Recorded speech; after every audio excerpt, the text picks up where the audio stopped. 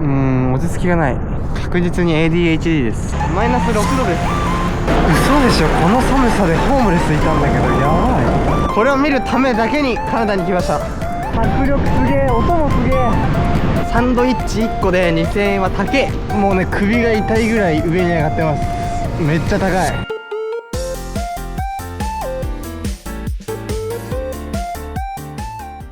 モロッコからフランスに飛んで、フランスからね、今からキャナダに向かいます。ついに太平洋をね渡ってキャナダということで行ってきます。はい、ということで無事乗れました。何気にね、長期フライト多分人生初めてです。ちょっとね緊張してます。見ての通りね、窓側でロングフライトだからこんなでかい飛行機になるんや。すげえ久しぶりに見ました、この画面付きの椅子。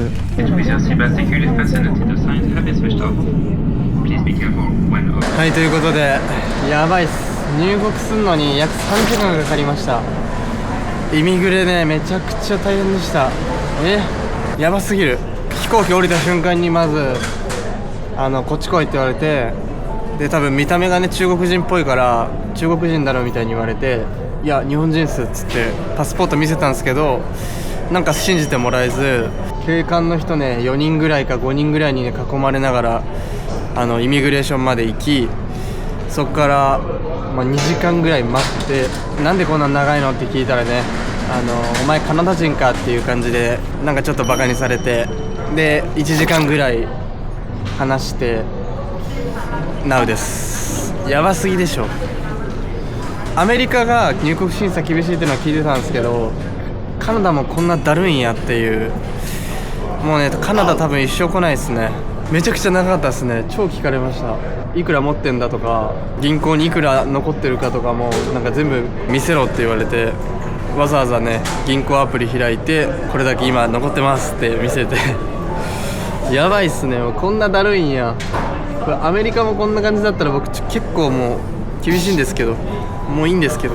でパスポート見せてもなんか全然信じてもらえなかったです。ずっとチャイニーズって言われました。意味わかんないですね。辛いです。今ねモントリオールっていう場所にいるんですけど、明日はねちょっと市内の方を観光したいと思います。ということで今日は空港泊です。おやすみなさい。はい、皆さんおはようございます。今からね、市内の方に向かいたいと思います。でカナダね入国するにはイギリスとね同じ感じで ETA っていうイギリスとは別なんですけど ETA っていうビザみたいなのが必要で6カナダドルかかります。はい、で市内までのね行き方は一番安いのはねバスで747番のねバスに乗ります。うわ寒い。空港の中さ全然暖かかったんですけど、外やっぱ寒いっすわ。日本のね1月か2月も真冬みたいな寒さです。でね空港からバス停まではね結構分かりやすくて、こういう感じで案内出てるんで、猿でも行けると思います。アプリはこの読み方わかんないですけど、このアプリです。はい、でバスチケット空港の中に売ってるみたいです。ふざけやがってよ。はい、チケット売り場この空港の中にあって、チャンネーが丁寧に教えてくれます。料金が 11.25 カナダドルでした。高いですね。でね1日券からあるみたいです。で今回1日券が 11.25 ドルですね。Thank you。 優しい。絶対このバスや。はい、思ってたより古びた感じのバスですね。はい、この古びた待って、行くのかな。ちょい待って。 Yes Thank you。 Touch Thank you。 Thank you。 はい、荷物はこのラックに預けるみたいな。はい、ということでなんとか乗れましたね。とりあえずね荷物を置きに宿まで向かいます。ガチで寒くてね、やっぱね雪降ってるっぽいですわ。多分これ数日前に雪降ってます多分。でウォールアートのクオリティがすごいですわ。いやもうね本当にアイスランドと比になんないぐらい寒いです。マジで寒い。ほらもう路上の水もね凍ってますわ。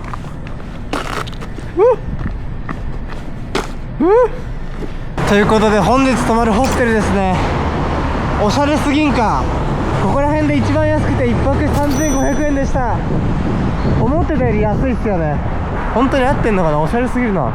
このホステルめちゃくちゃ良くて、キッチン付きで、はい、電子レンジとか冷蔵庫も当たり前についてて、こういう感じでねなんか冷凍食品売ってます。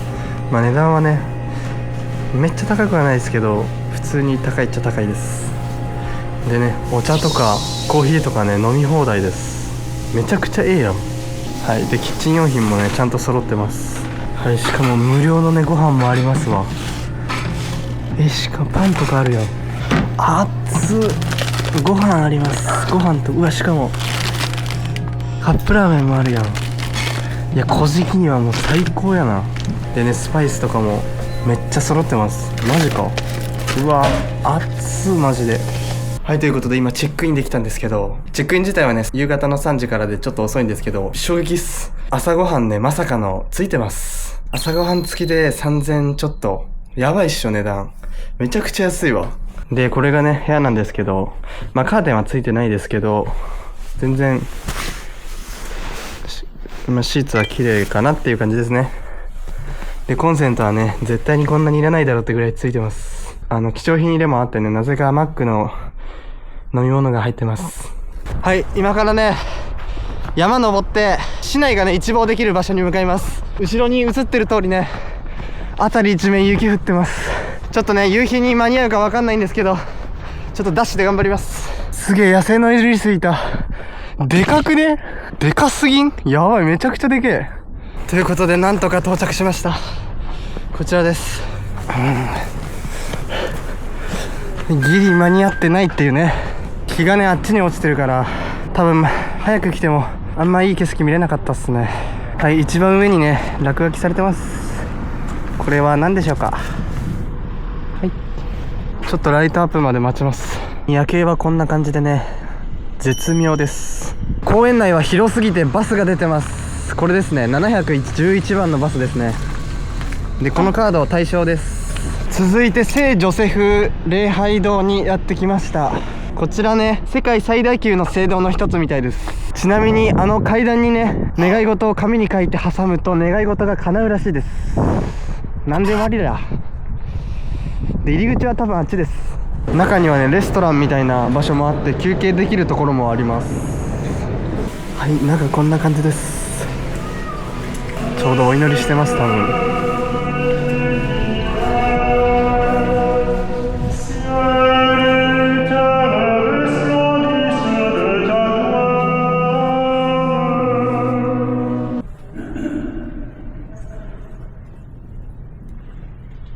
時間も時間だし、多分ね観光客の人一人もいなくてガチでお祈りしてました。ちょっとさすがに撮影してるの気まずかったのと失礼かなと思ってすぐ出てきました。みんなね真剣にお祈りしてましたね。すごい。意外とね海外で教会いろいろ行ってきましたけどちゃんとお祈りしてるのはね初めて見ました。はい、多分ね凍って滑るから冬はねクローズみたいです。なんでね上には行けないですね。ただこっからでも十分ね綺麗な景色見れますね。風がねマジで寒いんだよね。飛ぶぞ。登っていいところまではね来ました。はい、まあ夜景綺麗ですね。一番上来れました。普通に空いてました。ちょっとどっから演奏してるかわかんないんですけどパイプオルガンで演奏してます。あそこよ。見つかった。はい、で前ではねお祈りしてる人がいます。ちなみにね十字架なんですけど本当にね人間がかけられるとめちゃくちゃ痛いらしいです。はい、カナダの地下鉄こんな感じでねレンガ作りでなんかおしゃれです。改札もレンガですね。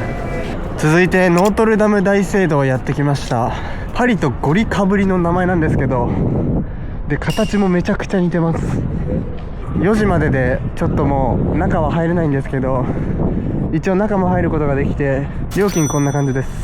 夏はね結構無料の演奏会とかをしてるみたいです。なんかホームレスがいっぱいいます。続いてね物価調査していきたいと思います。カナダねアメリカに近いんでなんか値段ね物価高そうなんですけど、ちょっと物価調査していきます。ということでセガールズマーケットって読むのかなわかんないけど、本当にここなんかカナダで一番安いスーパーらしいです。めちゃくちゃローカル感すごいんですけど、今ちょっと入ってみます。店内は見ての通り人すごいです。でねパッと見た感じめちゃくちゃ安い。人参 2.3 ですね。キャベツ 1.35、安すぎやろ。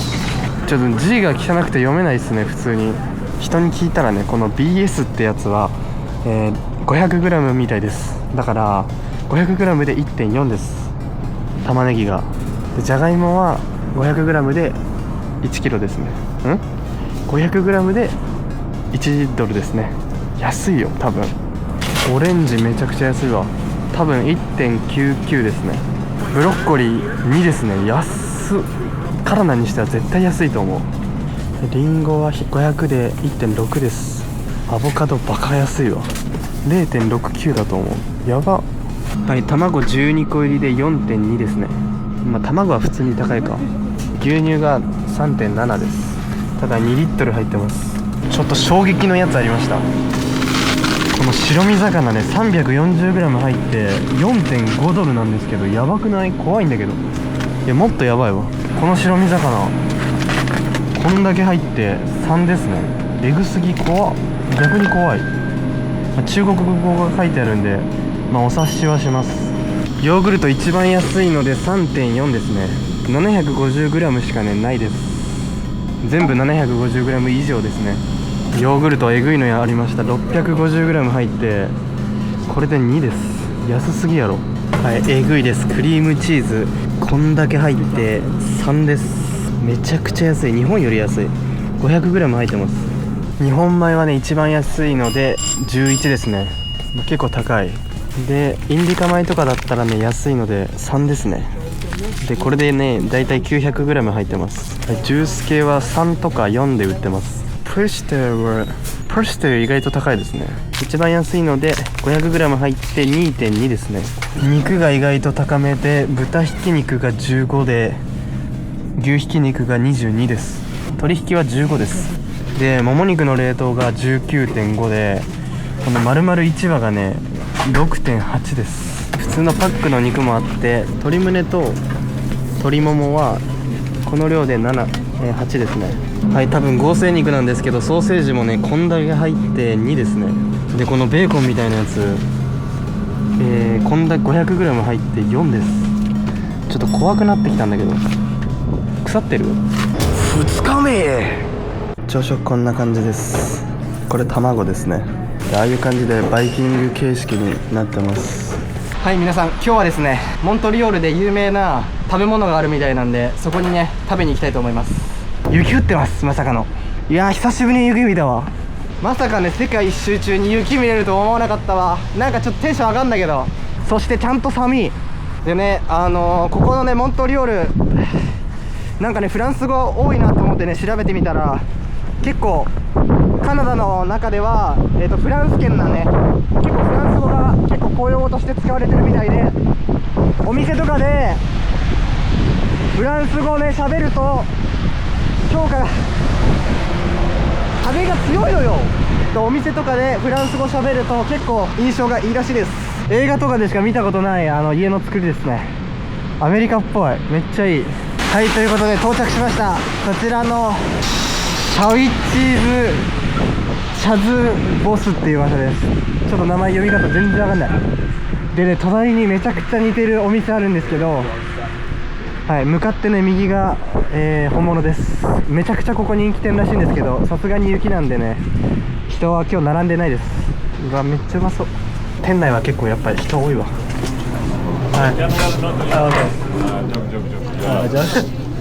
はい、店内こんな感じで、なんか古い感じのカフェみたいな感じで結構おしゃれですね。はい、嘘でした。右側がお店で食べる方で、左側がねテイクアウト専門みたいです。書いてあるわ。今回ねちょっとサービス料取られそうなんで、テイクアウトにします。メニューはあれみたいです。でね、スモークミートっていうやつが有名らしいんで、それ頼みます。スモークミートサンドイッチ。Yes. Middle fat, please. Yeah. Anything else? Nothing. はい、カードは使えますね。ということでトータルが 18.34 カナダドルでした。めちゃくちゃ高いわ。なんか中の椅子ね座っていいか聞いたらいいみたいです。はい、中こんな感じ。結構ねでかい。わかんない。おお、中身こんな感じで、もう肉がぎっしり入っててすげえボリューミーです。カナダでね、めっちゃ有名なスモークサンドイッチっていう牛肉をスモークしたやつをサンドイッチにしたっていう、そのままなんですけど、これがね有名らしくて、めっちゃ美味しいらしいんで、めっちゃ楽しみ。これはどうやって食べるのが正解ですか？とりあえず肉だけいただきます。うめえ。スモークされたねローストビーフって感じです。肉めちゃくちゃ柔らかくて、結構ね油しっかりしてますね。肉めっちゃ入ってる。めちゃくちゃうまいんだけど、パンじゃなくて肉食ってるみたいな。で油なんですけど、あんまりねくどくないと思います。結構ねガツガツ食べれます。ということで味変でマスタード、こんなん絶対うまいね。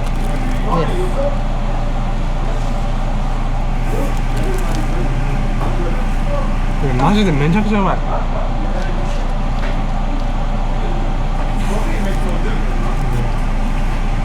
で肝心のねスモーク感はねめっちゃ強いわけじゃなくて、ほのかにスモークの香りがするって感じですね。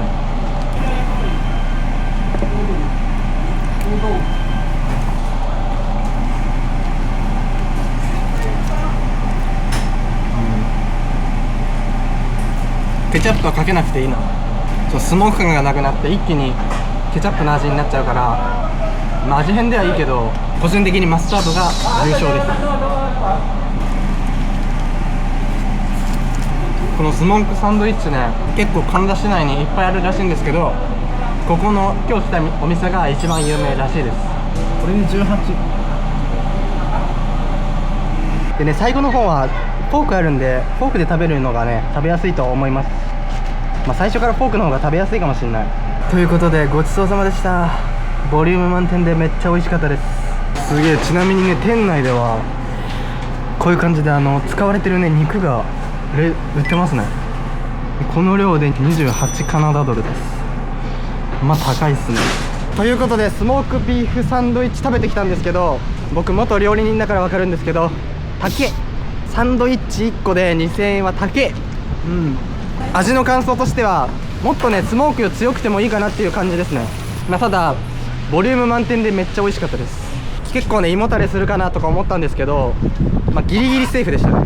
お年寄りの方とかはちょっときついかもしれないかなっていう感じですね。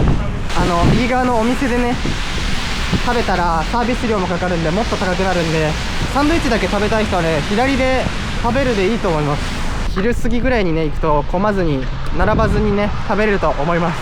ということでジャンキーなものを食べたらねジャンキーなものを飲みたくなるということで、スーパーでこのカナダドライっていうやつ買ってみました。なんかジンジャーエールっぽくてめっちゃ美味しそうだったんで、買ってみました。でこれで240カナダドルでした。なめんなよマジで。スーパーで買って240ってやばない？カナダドライですわ。なんやろな、なんか勝手にジンジャーエールっぽいやつだろうと思ってたんですけど、ジンジャーエールよりは美味しくないです。何に似てんだろうな味。ジンジャーエールと何これ。いやごめんなさい、日本の商品で思いつく商品じゃない。カナダドライはカナダドライです。カナダドライはカナダドライです。ジンジャーエールよりキレがなくて甘いっていう感じですね。手が凍えるように寒いです。めちゃくちゃ寒いです。いや腰パンすぎるで。ということで今からねトロントの方に向かいます。本当はね延泊したかったんですけど、ちょっとね予定カツカツなんでもう行きます。ということでねモントリオールから夜行バスに乗ってトロントっていうね場所までやってきました。夜行バスはねメガバスっていうバス使って、ちょっとね直前に予約した僕も悪いんですけど1万円でした。トロントを数時間観光して昼ぐらいにまたこのバスターミナル戻ってきて、昼からねナイアガラの滝に向かいます。ということでトロント市内ねちょっと観光していきたいと思います。ということで外出てきたんですけど、ちょっとやばい、過去一寒い。皮膚出してるともうめちゃくちゃ寒くて痛くなってきます。なんか顔がヒリヒリしてめっちゃ痛くて、ちょっとねさすがにこれマイナスいってるだろうって思って気温調べたらまさかのマイナス6度です。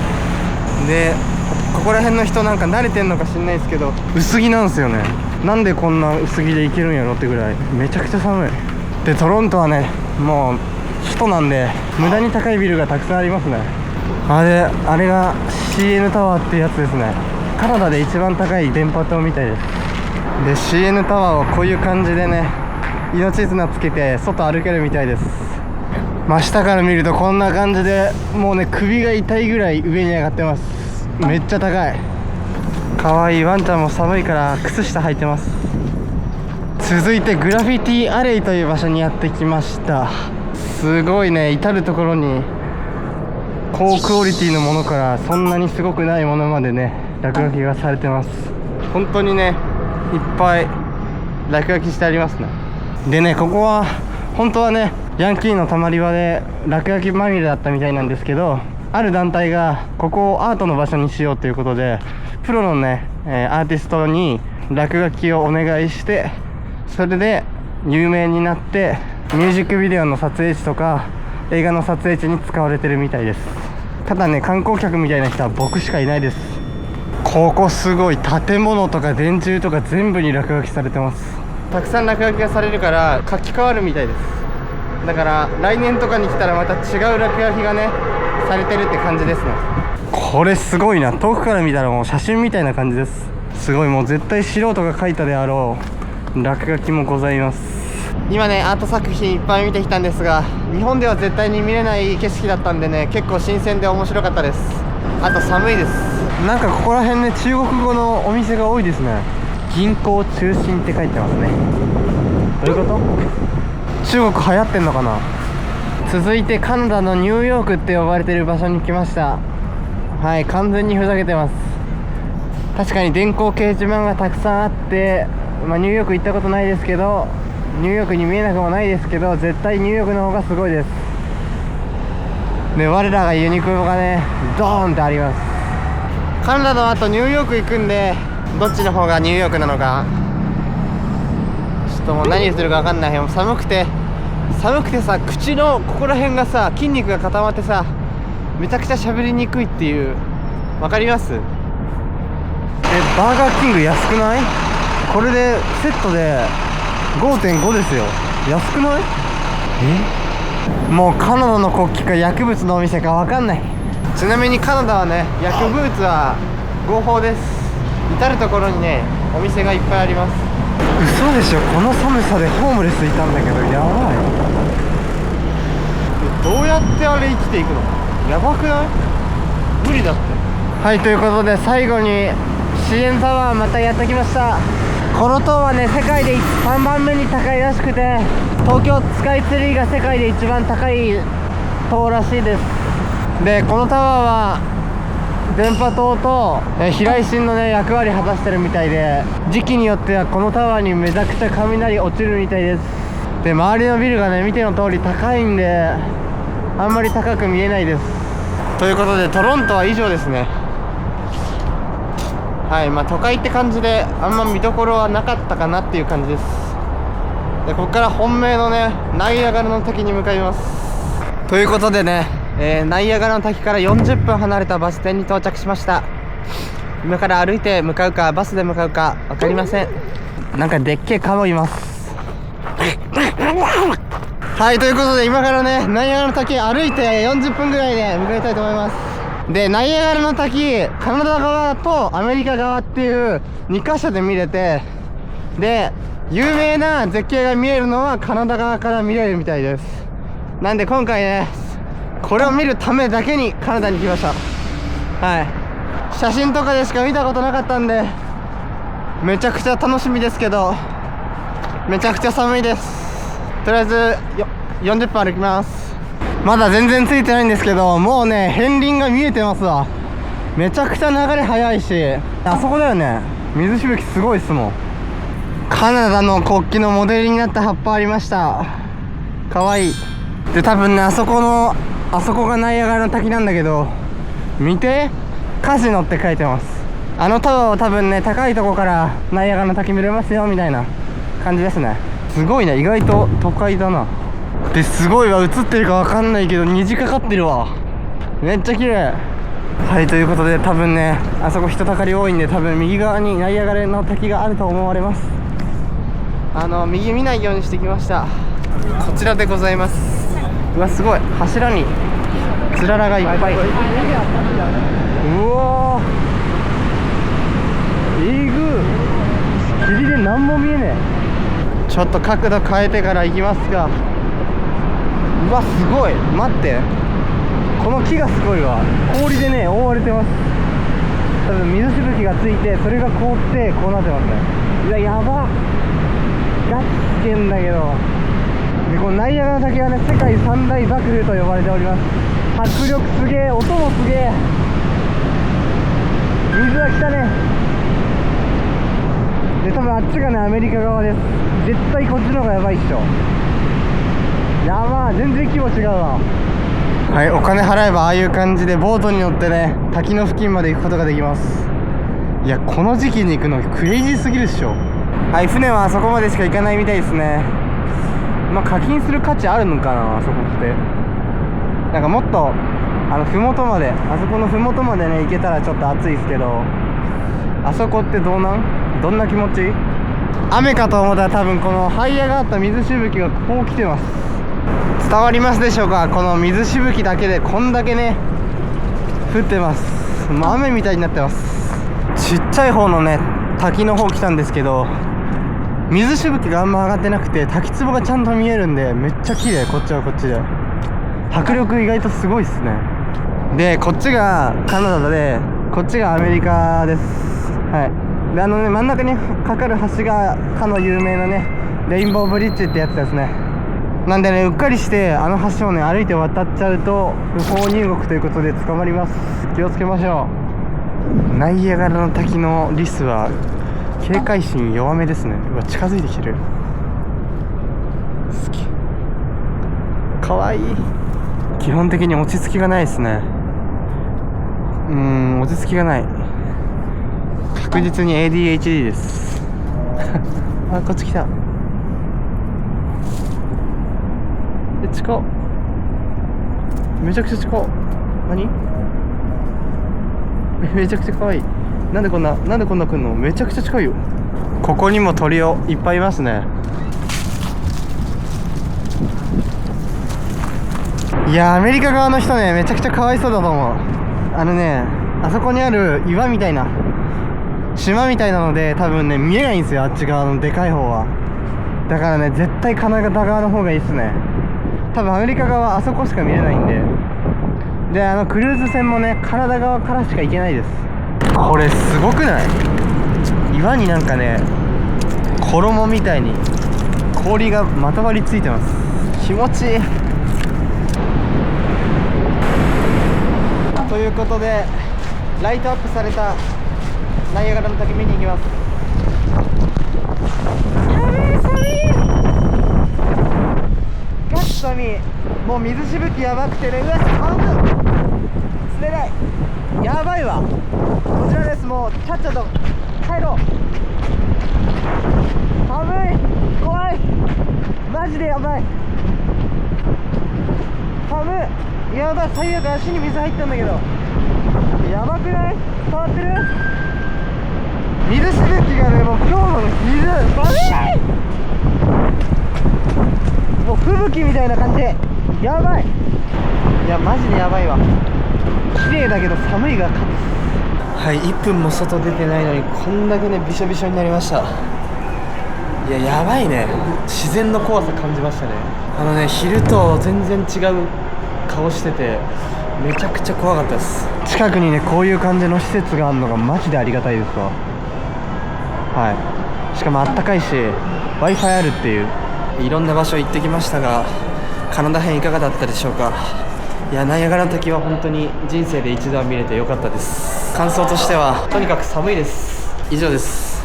ということでね、この動画が面白かったらチャンネル登録とグッドボタンよろしくお願いします。また次回の動画でお会いしましょう。バイバーイ。